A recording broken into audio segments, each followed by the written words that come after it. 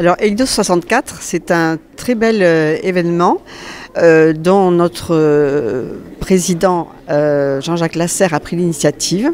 À l'époque, il y a déjà 12 ans. Je crois qu'il avait une vision de précurseur sur la nécessité d'une réflexion partagée avec l'éducation nationale sur l'usage du numérique dans l'éducation nationale.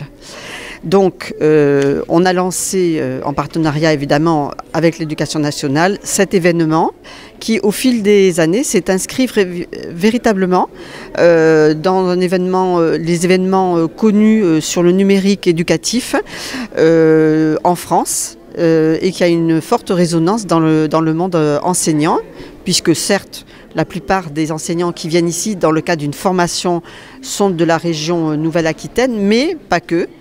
Et il y a également des élus qui viennent d'autres régions ou départements pour s'imprégner des réflexions et des échanges que nous suscitons par cet événement. Alors, on rappelle un petit peu quelques chiffres, hein. C'est 49 collèges publics que vous devez équiper, hein. Donc beaucoup d'ordinateurs, beaucoup de tablettes, puisque bon, c'est quand même des équipements qui sont importants, des systèmes interactifs.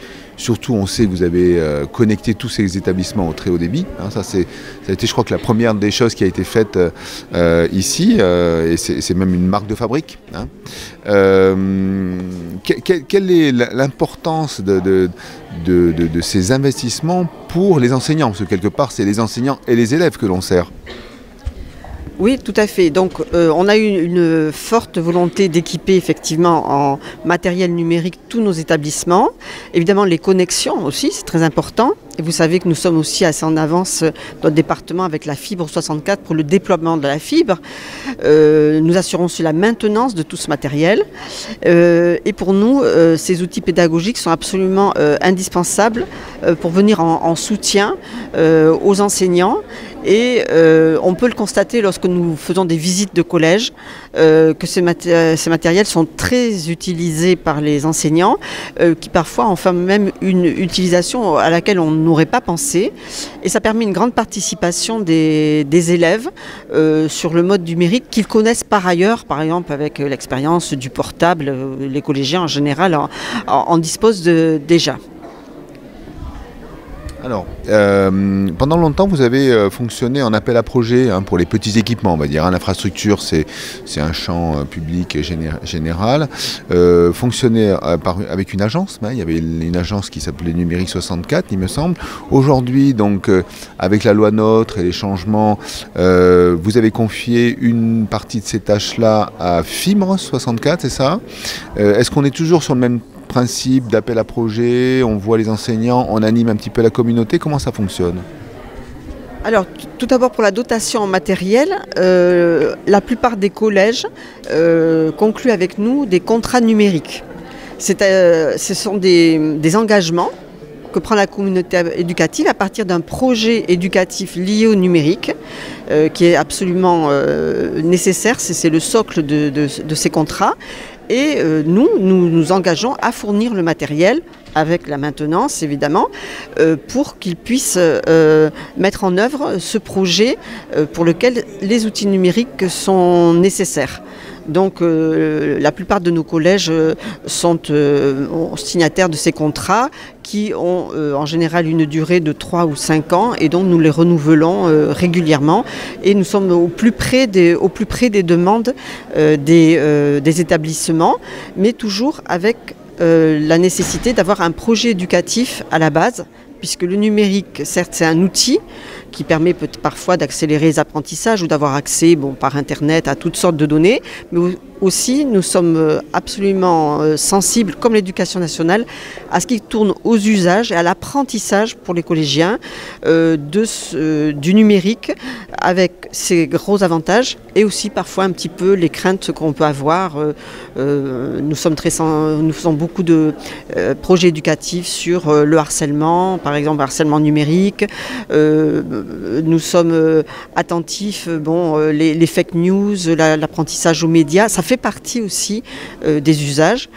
Et nous avons un autre volet très important, c'est l'inclusion numérique, avec l'ouverture de nos collèges à titre expérimental. On l'a déjà fait dans 2 collèges et ça va s'étendre aux familles qui sont le plus éloignés de l'usage du numérique pour que le collège soit une porte d'entrée pour cette inclusion numérique. Donc vous voyez, il y a un volet très large et le collège devient un centre au-delà d'un outil pédagogique uniquement pour des collégiens. Ça devient un lieu où on peut venir aussi bénéficier d'un apprentissage, même si on n'est plus collégien, au numérique. Alors donc on voit que vous sortez un peu de l'éducation, en fait, un peu c'est du social, hein, on touche à la famille. Donc je vois que cet engagement financièrement ça coûte quand même 1 million d'euros chaque année. Hein. C'est quand même ça pèse un peu, hein, c'est un engagement très fort. Est-ce que vous avez ou qui fait l'évaluation des résultats? Est-ce que c'est l'éducation nationale? Est-ce que vous-même vous mettez en place votre système d'évaluation? Parce que souvent c'est ce qu'on demande. On sait que les collectivités ont demandé un petit peu au ministère ou au rectorat. Ben alors voilà, donc on a mis de l'argent. Quels sont les retours? Est-ce que ça fonctionne? Est-ce qu'il y a ce type de pratique ici dans ce département?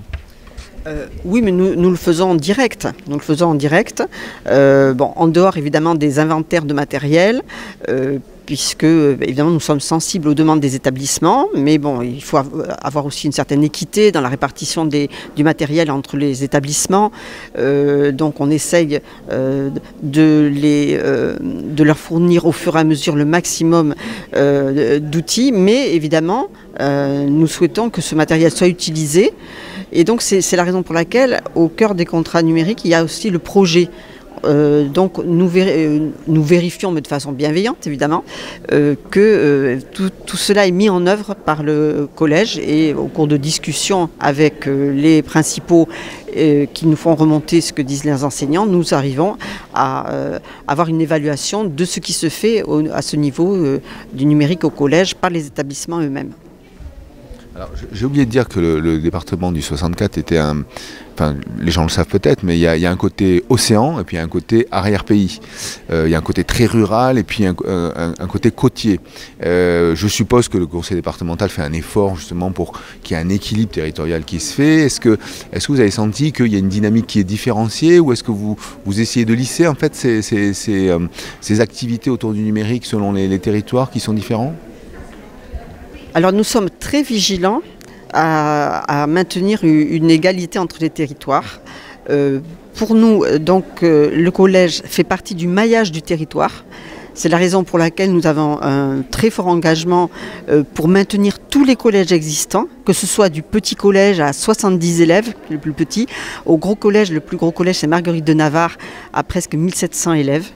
Et donc on ne privilégie pas forcément les gros collèges, au contraire, nous essayons, nous, de permettre à tous les collèges et à tous les collégiens du fin fond des vallées, du cœur du Béarn, ou alors sur la côte où il y a peut-être un peu plus, mais enfin sur l'agglo de Pau aussi, il y a beaucoup de population, de maintenir un équilibre. Et d'ailleurs, il y a de très belles expériences que nous accompagnons au cœur de territoires qui sont peut-être un petit peu comme des territoires ruraux ou de montagne, qui peuvent avoir plus de difficultés. Nous avons fait en sorte qu'ils aient l'accès déjà aux connexions, ce qui n'est pas forcément évident. Vous savez, dans le déploiement de la fibre, on a favorisé aussi certains territoires. Ça fait partie d'un tout. Voilà. Et pareil pour la fourniture en matériel et pour les actions éducatives. Pour nous, c'est une vision globale que nous avons d'accompagnement des collèges. Alors je sais bon qu'on est très politique, mais est-ce que vous sentez dans la politique du gouvernement actuel et du ministère de l'Éducation nationale une continuité avec tout ce qui s'est fait dans le présent, ou parfois vous vous sentez un peu seul par rapport à ce qui se fait? Parce que les critiques qui sont faites au ministère de l'Éducation, c'est que au niveau du numérique, on n'a pas trop de feuilles de route, alors qu'on était habitué à des plans numériques, hein, de 3 triennaux. Voilà. Est-ce que vous vous sentez un peu seul, ou est-ce que ça fonctionne? Moi personnellement, je trouve que ça fonctionne. Des premières discussions que j'ai eues avec notre nouveau DAZEN, j'ai compris que tout ce qui touchait au numérique était une priorité, et semble-t-il une priorité de Madame la rectrice. qui est récemment arrivé, tout comme notre DAZEN dans la région. Et donc, nous allons d'ailleurs avoir des discussions par rapport à cela.